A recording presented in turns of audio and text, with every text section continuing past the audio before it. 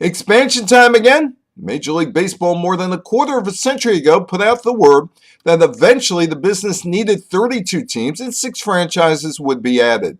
Baseball went from 26 to 28 teams in 1991 for 2 reasons. The business needed to recoup $280 million when an arbitrator ruled against the owners and found them guilty of collusion and suppressing salaries, and there was political pressure from Congress to open up the business to Colorado and Florida. Expansion to Denver and Miami got the owners $200 million. In 1995, Major League Baseball realized that money for a Phoenix stadium was going to disappear if the owners did not act fast, and there was an empty building in St. Petersburg, Florida, so the business grew to 30 teams.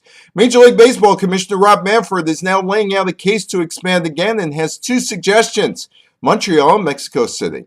Montreal did have a Major League franchise between 1969 and 2004, but Major League Baseball ran the operation in the last 3 years of the Montreal run and then moved the franchise to Washington. The Montreal problem was caused by not getting a new publicly funded stadium, a weak Canadian dollar, and a weak local broadcast deal. The stadium problem still exists. The Canadian dollar has bounced around from extreme lows to being on par with the American dollar, and there's probably a good, solid TV deal that could be had.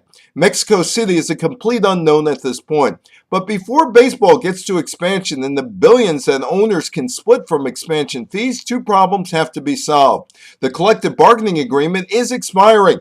In Oakland and St. Petersburg, stadiums need to be replaced. Maybe that's another reason Manfred is talking about Montreal and Mexico City, leverage for Oakland and Tampa Bay owners in their quest to get new stadiums. I'm Evan Weiner for the Politics of Sports Business.